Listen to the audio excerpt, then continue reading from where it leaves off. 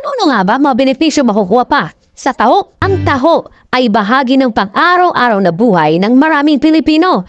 Ito ay isang sikat na pagkain Pinoy na yari sa pinaghalo-halong maputing taho o yung malambot na tokwa, matamis na arnibal at sago.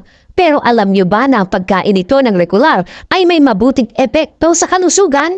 Ayon sa kilalang medical website na Kalusugan PH, ang taho ay magandang source ng vitamin A, B1 at B4, mineral at calories na kailangan ng katawan bilang enerhiya. Bukod dito, ang taho ay nakakababa ng kolesterol, nakakatulong para maiwasan ang sakit sa puso, alta presyon at stroke. Batay sa naturang site, taglay ng soya ng taho ang isang uri ng antioxidant kaya bumababa ng 25% ang pagkakaroon ng cancer.